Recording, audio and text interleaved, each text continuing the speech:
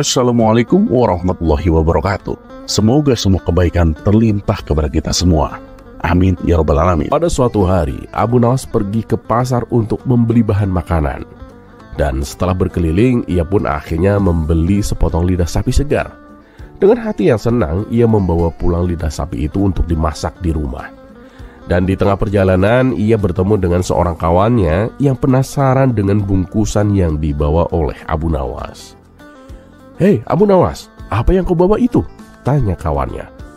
"Oh ini, lidah sapi kawan," jawab Abu Nawas dengan santai. Kawannya pun terkejut. "Lidah sapi? Memangnya kamu bisa memasaknya?" Abu Nawas pun mengangkat bahunya. "Ya dengan cara seadanya lah." Mendengar jawaban itu, kawannya pun tertawa kecil. "Bagaimana kalau aku saja yang memasaknya untukmu? Aku tahu cara memasak lidah sapi yang benar agar lebih enak Abu Nawas." Namun Abu Nawas pun menggeleng. "Oh tidak perlu repot-repot kawan. Lebih baik begini saja. Kamu tuliskan saja resepnya dan aku bisa memasaknya sendiri." Kawannya pun mengangguk setuju. Ia segera menuliskan resep masakan lidah sapi di selebar kertas dan menyerahkannya kepada Abu Nawas. "Nah ini resepnya Abu Nawas. Ikuti saja langkah-langkahnya. Pasti hasilnya enak." Abu Nawas pun menerima kertas itu dengan senang hati. "Wah terima kasih kawan. Dengan ini aku pasti bisa memasaknya sendiri seperti seorang koki hebat," katanya penuh semangat. Dan setelah berpamitan, Abu Nawas pun kembali melanjutkan perjalanan. Ia membayangkan betapa lezatnya masakan lidah sapi buatannya nanti. Namun tiba-tiba sesuatu yang tak terduga pun terjadi. Saat ia sedang berjalan melewati sebuah taman, seekor burung gagak besar terbang rendah dan dengan gesit menyambar bungkusan lidah sapi dari tangannya. "Hei, lidah sapiku!" seru Abu Nawas terkejut. Burung gagak itu pun langsung terbang tinggi, membawa lidah sapi di paruhnya. Abu Nawas hanya bisa berdiri ternganga, menyaksikan makanannya hilang begitu saja di udara. Para pejalan kaki yang melihat kejadian itu tertawa kecil. Salah satu dari mereka pun berkata, "Kasihan sekali kamu Abu Nawas. Sepertinya malam ini kamu harus makan tanpa lauk." Namun alih-alih kesal, Abu Nawas malah tersenyum dan dengan santai berteriak ke arah burung itu. "Hei burung, percuma saja kamu mencuri lidah sapiku. Resep untuk memasaknya kan masih ada padaku." Sambil berkata begitu, ia mengangkat kertas resepnya tinggi-tinggi ke udara, seolah ingin memamerkannya kepada si burung gagak. Para pejalan kaki yang mendengar perkataan Abu Nawas pun tertawa terbahak-bahak. Salah satu dari mereka pun berkata, "Abu Nawas, kamu memang orang paling aneh yang pernah ketemui. Bagaimana mungkin kamu bisa makan hanya dengan resep tanpa lidah sapi?" Abu Nawas pun tetap tersenyum. "Oh terang saja, lidah sapiku mungkin sudah terbang, tapi lidahku sendiri kan masih di sini. Aku bisa pergi ke pasar lagi dan membeli yang baru." Mereka yang mendengar jawaban itu pun semakin tergelak. Bahkan ada seorang pedagang yang merasa kasihan kepada Abu Nawas dan akhirnya memberinya sepotong lidah sapi secara cuma-cuma. Dengan hati yang senang, Abu Nawas pun melanjutkan perjalanannya pulang. Dan kali ini ia menggenggam bungkusan lidah sapi dengan lebih erat. "Kalau ada burung gagak lagi yang mencoba mencurinya, aku akan pastikan dia harus membawa bumbu-bumbunya juga," gumam Abu Nawas sambil tersenyum sendiri. Dan kali ini ia pun berhasil sampai di rumah dengan selamat tanpa gangguan dari burung gagak yang usil.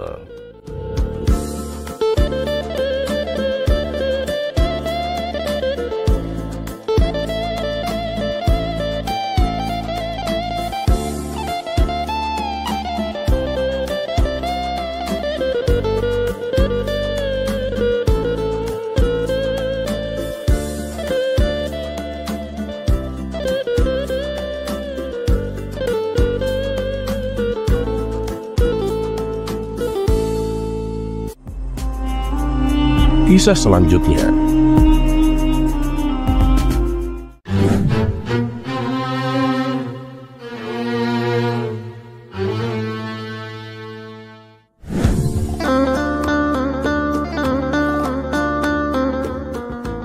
Kisah Abu Nawas tak ada habisnya untuk diceritakan hingga kapanpun. Seperti pada kisah kali ini, kecerdikan Abu Nawas dalam menyelamatkan rajanya dari rongrongan dan kudeta para pengkhianat. Selidik punya selidik, ternyata yang telah melakukan pengkhianatan adalah para menteri raja sendiri. Dan berkat bantuan Abu Nawas yang pandai ini, akhirnya bisa ditemukan juga nama menteri yang telah berkhianat.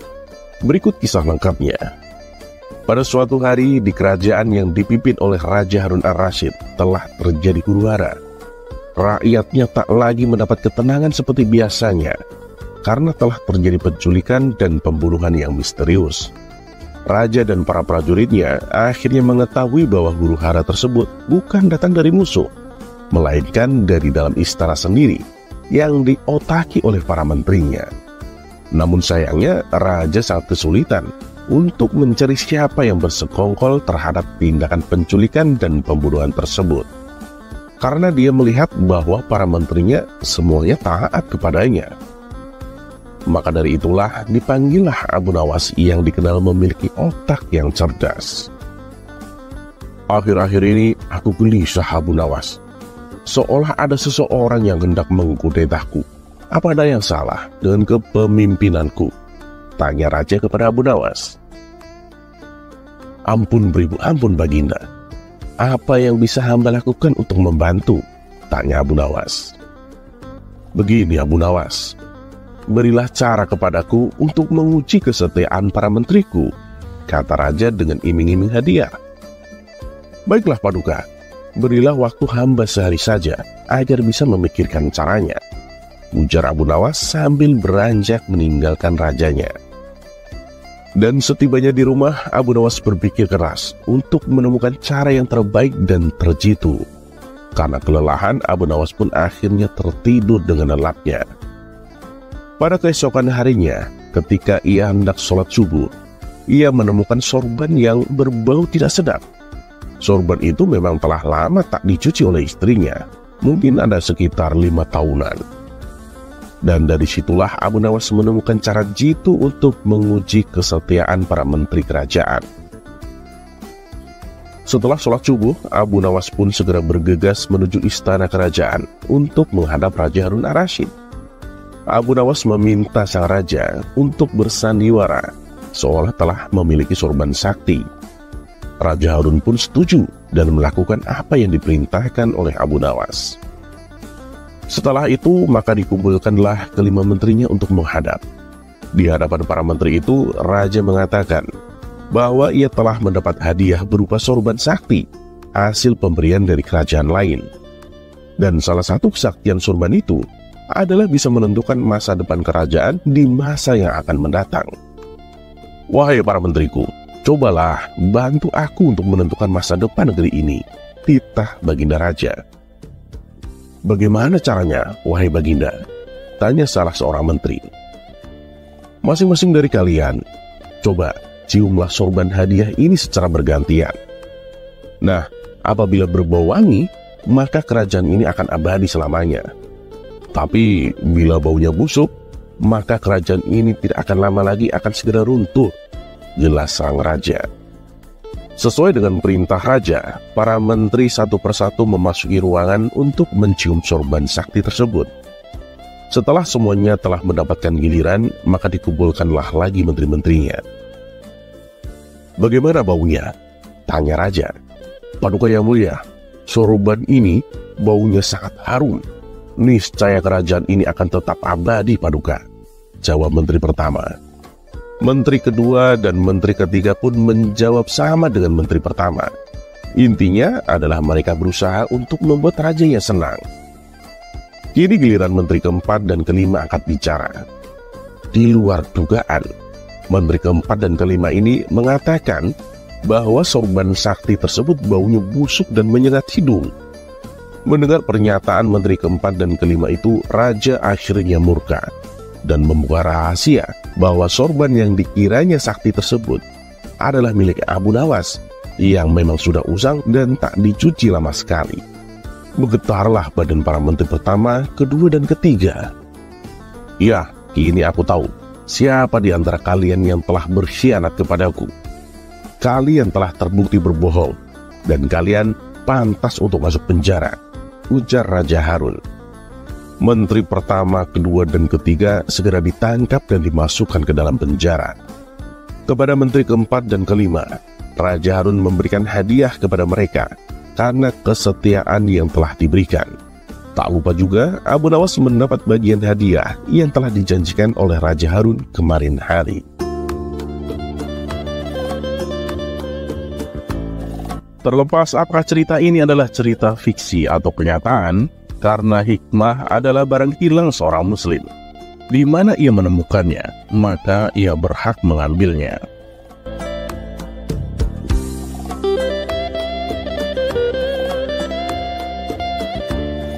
Dan satu yang harus selalu kita tahu, bahwa Allah Subhanahu wa Ta'ala tidak pernah menjanjikan bahwa langit itu selalu biru, bunga selalu mekar, dan mentari selalu bersinar.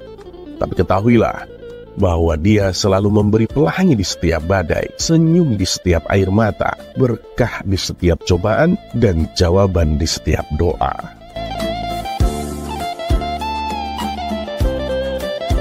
Dan seperti biasa, terima kasih.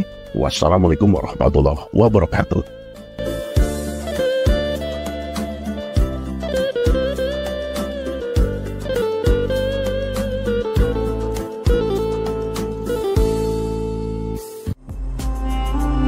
Kisah selanjutnya.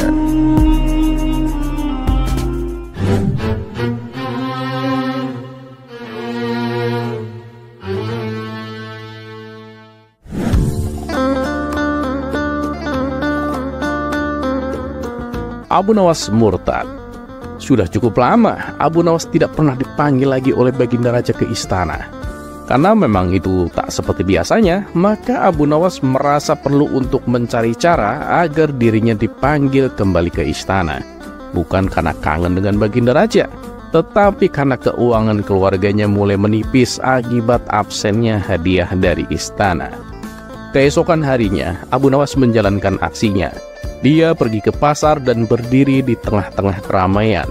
Dengan nada serius, dia berkata kepada orang-orang di sekitarnya, "Hei umat manusia, aku, Abu Nawas, adalah orang yang sangat membenci yang hak, dan aku suka kepada yang fitnah. Aku adalah orang yang lebih kaya daripada Allah." Ucapan kontroversial ini membuat warga terkejut. Abu Nawas yang dikenal sebagai orang yang bijak dan taat tiba-tiba membuat pernyataan yang sangat tidak sesuai. Warga yang tidak suka mendengar perkataannya segera melaporkannya kepada Baginda Raja. Mendengar pengaduan tersebut, Baginda Raja menjadi geram dan memerintahkan prajuritnya untuk menangkap Abu Nawas. Begitu Abu Nawas tiba di istana, Baginda Raja langsung membentaknya dengan keras. "Kamu sudah murtad, Abu Nawas. Perkataanmu bukan lagi lelucon, dan ini tidak bisa dibiarkan. Kamu harus masuk penjara." Abu Nawas pura-pura bertanya dengan wajah polosnya yang khas. "Memangnya salah saya apa, Paduka?"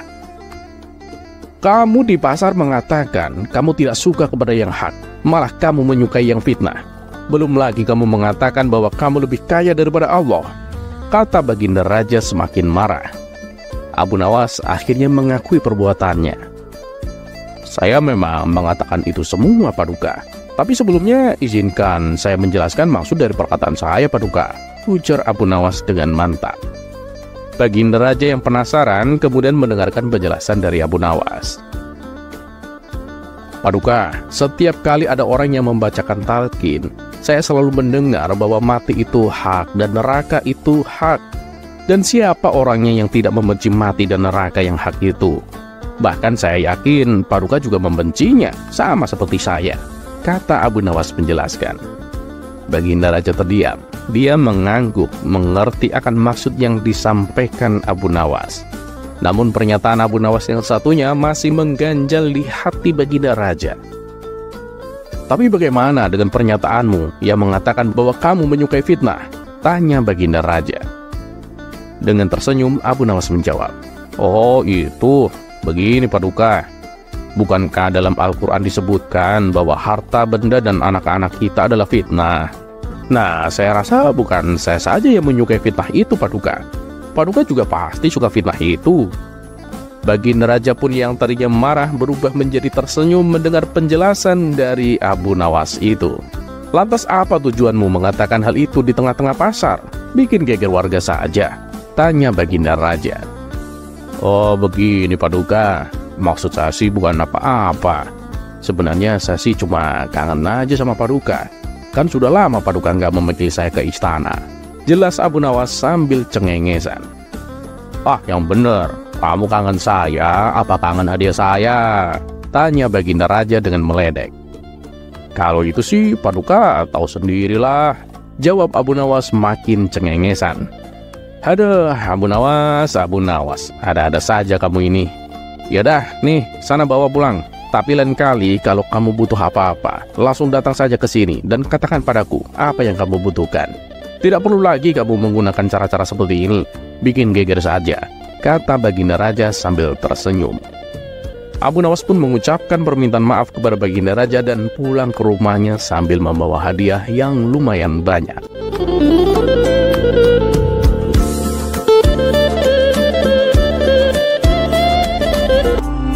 Kisah selanjutnya.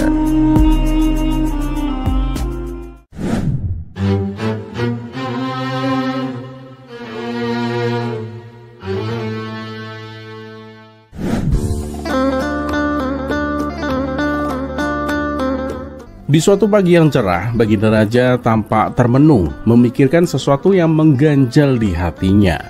Penasihat istana yang melihat raut murung rajanya itu menghampiri dan kemudian bertanya, Paduka yang mulia, apa yang sedang Paduka pikirkan? Kenapa Paduka terlihat murung begitu? Baginda Raja kemudian menghela nafas, lalu ia berkata, Aku sedang memikirkan keadilan Allah. Penasihat istana itu pun terkejut mendengar pernyataan Baginda Raja.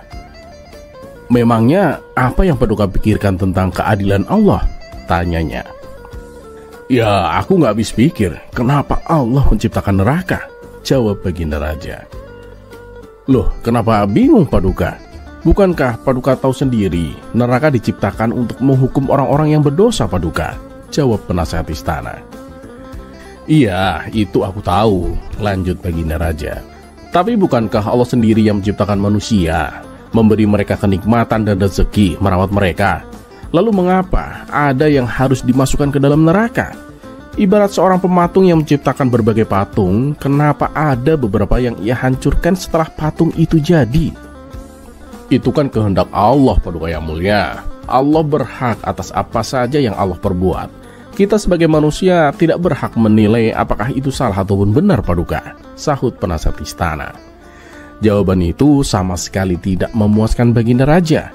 Karena rasa penasaran yang begitu besar, ia memutuskan untuk mengundang seluruh ulama di kota Baghdad.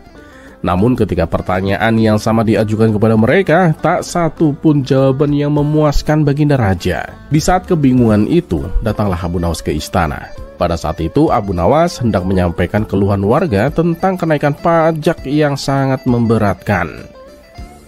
"Hai Abu Nawas," kata Baginda Raja, "aku akan menurunkan pajak untuk rakyat, tapi ada syaratnya. Kamu harus memberikan jawaban yang memuaskan atas pertanyaanku ini. Bagaimana?" "Baik, Paduka yang mulia." "Apa pertanyaan Paduka?" jawab Abu Nawas. "Aku masih bingung, kenapa Allah menciptakan neraka? Kalau jawabanmu untuk menghukum manusia yang berdosa, kenapa pula Allah menciptakan manusia berdosa?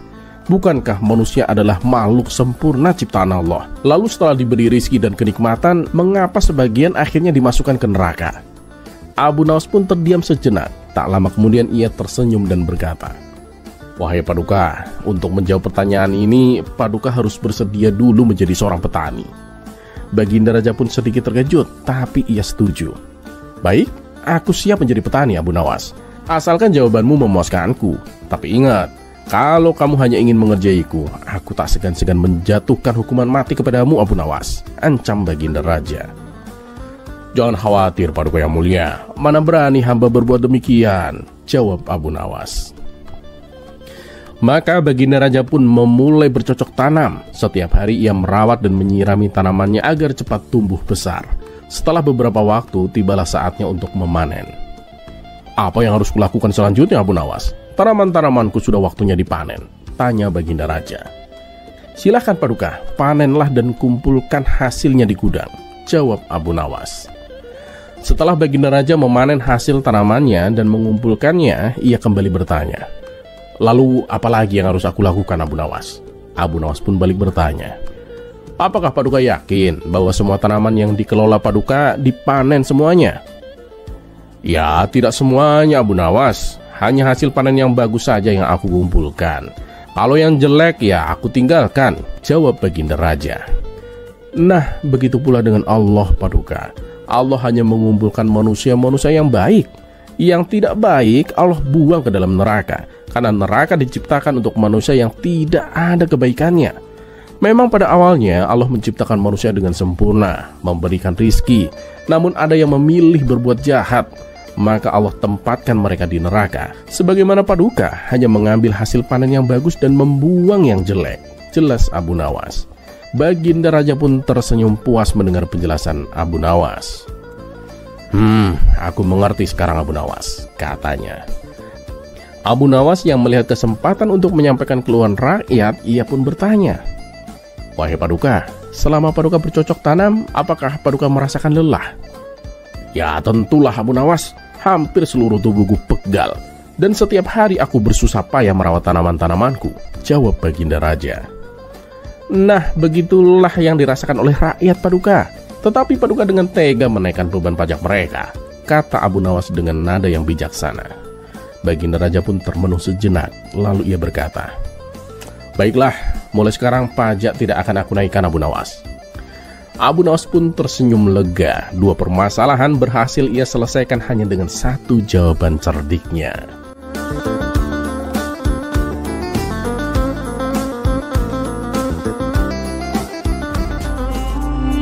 Kisah selanjutnya.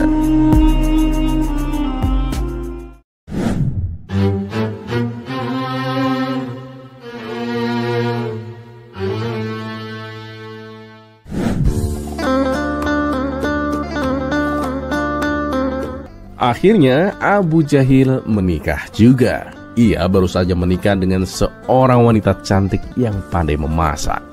Karena keahlian istrinya itu, Abu Jahil memutuskan untuk membuka sebuah warung makan. Benar saja, dalam waktu singkat warungnya ramai dipadati pembeli. Orang-orang menganggap Abu Jahil sangat beruntung, punya istri baru yang cantik dan berbakat. Beruntung sekali Abu Jahil, istri barunya cantik dan pandai memasak, makanya warungnya selalu ramai, ujar salah satu warga. "Ya, itu kan wajar, istrinya jago masak. Pasti semua orang suka makan di sana," timpal warga lainnya. Suatu hari Abu Nawas dan kawan-kawannya mendatangi warung makan Abu Jahil. Melihat mereka datang, Abu Jahil pun langsung menghampiri dengan niat mempermalukan Abu Nawas. "Hei, kalian mau makan di sini? Memang bawa uang berapa? Di sini tidak boleh berhutang," ujar Abu Jahil dengan sombong. Abu Nawas dengan tenang menjawab, "Tidak usah khawatir Abu Jahil, kami pasti akan bayar." "Alah, apalagi yang bicara kamu Abu Nawas, mana mungkin aku percaya. Kamu itu kan miskin. Coba deh nyari istri itu seperti saya, udah cantik, pandai masak lagi." Pertengkaran itu segera dihentikan oleh salah satu teman Abu Nawas yang berkata, "Sudahlah Abu Jahil, tidak usah bertengkar, aku yang akan mentraktir mereka." Saat suasana mulai tenang, seorang lelaki buta juga masuk ke warung dan duduk tak jauh dari mereka. Abu Jahil segera menghampiri si lelaki buta itu dengan sopan. "Tuan, mau pesan apa?" "Bawakan saja sendok bekas makan pembeli," jawab si lelaki buta. Meskipun heran, Abu Jahil menuruti permintaan itu. Saat sendok diberikan, lelaki buta tersebut menciumnya lalu berkata, "Ini sop iga sapi, saya pesan itu." Abu Jahil pun terkejut. "Bagaimana Tuan bisa tahu?" tanyanya keheranan. "Oh, itu mudah. Aku cukup mencium aroma dari sendok ini," jawab si lelaki buta dengan santai. Abu Jahil semakin kagum dan penasaran. "Kalau minumnya, Tuan ingin pesan apa?" tanyanya kembali. "Bawakan aku gelas bekas minum pembeli. Aku akan memilihnya sendiri," kata si lelaki buta. Abu Jahil segera membawakan 3 gelas. Setelah mencium gelas-gelas tersebut, lelaki buta itu berkata, "Gelas pertama ini teh campur madu, aku tidak suka.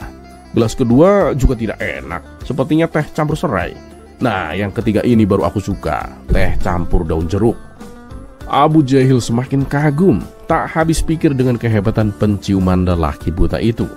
Kekaguman yang sama juga dirasakan oleh Abu Nawas dan kawan-kawannya yang menyaksikan kejadian tersebut. Setelah menyantap makanan, si lelaki buta itu hendak membayar. "Aku sudah selesai, berapa total semuanya?" tanyanya. Abu Jahil yang masih penasaran mencoba kembali menguji kehebatannya. "Tuan, tidakkah Tuan ingin mencicipi hidangan penutup? Bagaimana kalau kita buat taruhan, Tuan? Jika Tuan bisa menebak hidangan penutup yang kuberikan, maka makanan yang sudah Tuan makan gratis. Tapi kalau salah, Tuan harus membayar 2 kali lipat. Bagaimana?" Si lelaki buta itu pun setuju. "Baiklah, bawakan sendoknya." Abu Jahil segera menuju ke dapur, lalu menghampiri istrinya dengan rencana yang licik. "Taruh sendok ini di ketiakmu sebentar," kata Abu Jahil. "Untuk apa?" tanya istrinya kebingungan.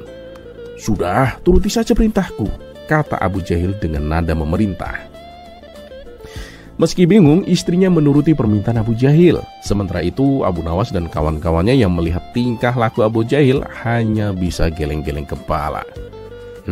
Terus-terusan saja dia mengerjai orang," bisik Abu Nawas kepada teman-temannya. Abu Jahil kembali mendatangi si lelaki buta dengan membawa sendok yang telah ditaruh di ketiak istrinya. "Ini Tuan, sendoknya," ujar Abu Jahil sambil cengengesan. Lelaki buta itu mengambil sendoknya dan menciumnya. Tiba-tiba si lelaki buta itu terkejut. "Sejak kapan Jamal bekerja di sini?" tanya si lelaki buta dengan nada penuh keheranan. Abu Jahil ikut terkejut. "Jamal? Jamal siapa? Maksud Tuan gimana?" tanya balik Abu Jahil. "Jamal, itu namanya waktu masih menjadi laki-laki. Setelah menjadi perempuan, namanya diganti menjadi Jubaidah. Dulu dia adalah mantan istriku. Begitu aku tahu dia sebenarnya laki-laki, aku langsung menceraikannya. Memang sudah lama Jamal bekerja di sini," jelas lelaki buta. Spontan, Abu Nawas dan kawan-kawannya tertawa terbahak-bahak. Abu Jahil yang mendengar hal itu langsung jatuh pingsan. Ternyata Jubaidah yang dimaksud lelaki buta itu adalah istri baru Abu Jahil.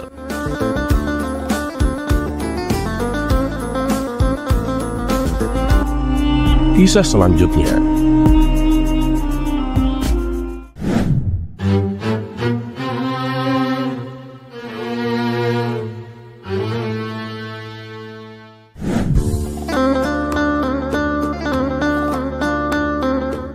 Beberapa bulan terakhir, Abu Nawas sibuk berdagang hingga 4 kali bolak-balik keluar kota yang berbeda. Hingga suatu hari ia memutuskan mengunjungi kota yang belum pernah ia datangi sebelumnya.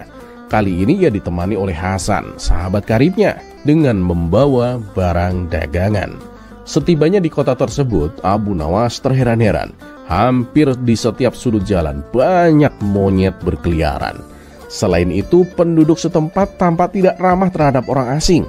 Meskipun Abu Nawas dan Hasan mencoba bersikap ramah, tetap saja usaha mereka gagal. Bahkan warga mulai menunjukkan niat jahat. Awalnya mereka berpura-pura membeli barang dagangan Abu Nawas, tapi kemudian mereka hanya berhutang tanpa berniat membayar. Saat Abu Nawas menagih, warga malah mengancam akan membunuhnya. Hasan pun merasa cemas. "Bagaimana nih Abu Nawas? Apa yang harus kita lakukan?